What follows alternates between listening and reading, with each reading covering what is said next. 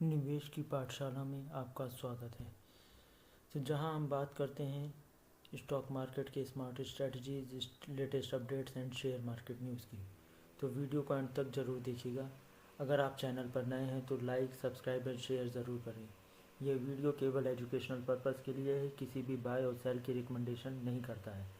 जैसा कि थंबनेल से आपको पता ही चल गया होगा, आज हम बात करने वाले हैं डेटा सेंटर और भारत में उसके अपॉर्चुनिटीज़ और 3 हिडन स्टॉक्स की। तो चलिए शुरू करते हैं डेटा सेंटर्स के बारे में। तो इंडिया में डेटा सेंटर्स की capacity to rise over 5 times in FY 2026। तो शेयर बाजार में कुछ समय से डेटा सेंटर से जुड़े स्टॉक में निवेशक काफ़ी दिलचस्पी दिखा रहे हैं और भारत में भी डेटा सेंटर काफ़ी तेज़ी से विस्तार हो रहा है। हनीवेल की एक रिपोर्ट के मुताबिक साल 2030 तक इसकी कैपेसिटी करीब 5 गीगावाट तक पहुंचने की उम्मीद है, जो कि अभी 2024 के अंत तक मात्र 1.3 गीगावाट ही है। इस विस्तार के लिए डेटा इस सेंटर में करीब 20 से 22 अरब डॉलर के निवेश का अनुमान है और भारत में यह लगभग सालाना 25% के CAGR से बढ़ रहा है। और डेटा सेंटर में जो भी उछाल आ रहे हैं उसके कुछ प्रमुख कारण हैं। उसमें गवर्नमेंट का पॉलिसी सपोर्ट होना भारत को डेटा सेंटर का हॉटस्पॉट बनाने में अहम भूमिका निभा सकता है। डिजिटल इंडिया जैसी योजना, ई-कॉमर्स, फिनटेक, एडटेक, AI और OTT प्लेटफॉर्म के विस्तार ने बड़े पैमाने पर डेटा इंटरेक्शन की मांग को जन्म दिया है और भारत का AI बाजार तेज़ी से बढ़ रहा है और साल 2027 तक इसके 20 से 22 अरब डॉलर पहुंचने का अनुमान है और लगभग सालाना 30% की ग्रोथ से भारत दुनिया का डेटा सेंटर में 20% की हिस्सेदारी है। लेकिन भारत में डेटा की हिस्सेदारी केवल 3% है। तो और भारत में बड़े पैमाने पर डेटा सेंटर के अवसर भी हैं, जिसमें विदेशी निवेशक जैसे कि Google, Amazon web services, Microsoft, Blackstone जैसे दिग्गज भारत में डेटा सेंटर के बाज़ार पर अरबों डॉलर का निवेश कर रहे हैं। साथ ही ChatGPT बनाने वाली कंपनी OpenAI भी अपने ग्लोबल इन्वेस्टमेंट प्रोग्राम के अंदर 1 गीगाबाइट का AI डेटा सेंटर जल्द ही बनाने वाला है। तो इन सब के चलते भारत में डेटा सेंटर का बूम बड़े पैमाने पर देखा जा रहा है, जिससे कि भारत की डेटा सेंटर कंपनियां की डिमांड और उनके मार्केट में परफॉर्मेंस में काफ़ी महत्वपूर्ण अवसर मिल सकते हैं। तो चलिए शुरू करते हैं डेटा सेंटर के हिडन स्टॉक के बारे में। तो जहां पहला सेक्टर है बेजल प्रोजेक्ट। तो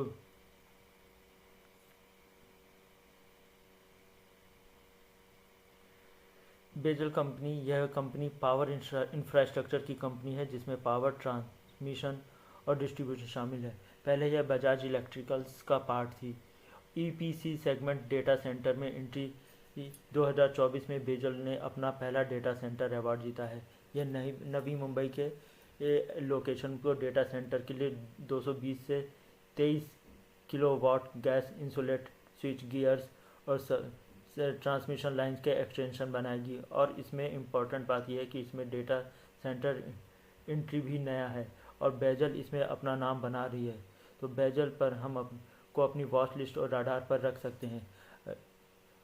और साथ में ही हम अगर बेजल के चार्ट पर नज़र डालें तो ये कंपनी अभी बहुत पुरानी नहीं है। दिसंबर मात्र हमारे पास इसका 1 साल का ही 1 से 1.5 साल का ही डेटा है, जिसमें इसने अभी तक का 24% तक का रिटर्न पिछले 1.5 साल में करीब दिया है।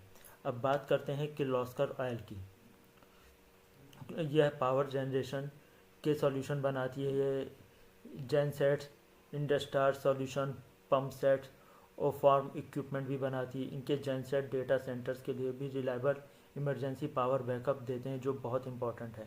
अब इस कंपनी के बारे में कुछ खास बातें, जैसे मैनेजिंग डायरेक्टर गौरी किर्लोस्कर के मुताबिक डेटा सेंटर सेगमेंट बहुत तेज़ी से बढ़ रहा है और कंपनी हाई सोर्स पावर और एडवांस प्रोडक्ट जैसे कूलिंग इंजन रेंज और प्राइमरी सीरीज़ पर फोकस कर रही है, जो इसे कम्पिटिटिव बनाता है। रिसेंटली इसमें 270 करोड़ का डिफेंस मिनिस्ट्री से भी ऑर्डर मिला है, जिसमें 3 गीगावाट से 10 मेगावाट तक की इंजन बनाने हैं। सो इनके पास स्ट्रॉन्ग ऑर्डर बुक और power generation data centre demand के साथ ही कंपनी को लगता है कि प्रॉफिट बढ़ेगा और इंस्टॉलेशन डेटा सेंटर में भी अपना रीच बढ़ा रही है। तो किर्लोस्कर ऑयल को भी हम अपनी वॉच लिस्ट में रख सकते हैं। साथ ही अब किर्लोस्कर के अगर हम चार्ट पे नज़र डालें तो ये इसने अभी तक ऑल टाइम हाई में 280% तक का रिटर्न दिया है, जहाँ पर हमारे पास इसके पिछले 5 साल का ही डेटा है जो कि अप्रैल 2011 से दिखा रहा है। अब हम अपनी नेक्स्ट स्टॉक के बारे में बात करते हैं, जिसका नाम है मरीन इलेक्ट्रिकल्स। यह कंपनी अब पहले मरीन इंडस्ट्री में थी, लेकिन अब डेटा सेंटर में भी कदम रख रही है। यह अंडर वाटर टेक का यूज़ करके सस्टेनेबल और एफिशिएंट डेटा सॉल्यूशन दे रही है। अब इसके बारे में कुछ खास बातें बताते हैं। और इसमें मैन्युफैक्चरिंग मुंबई और गोवा में होती है।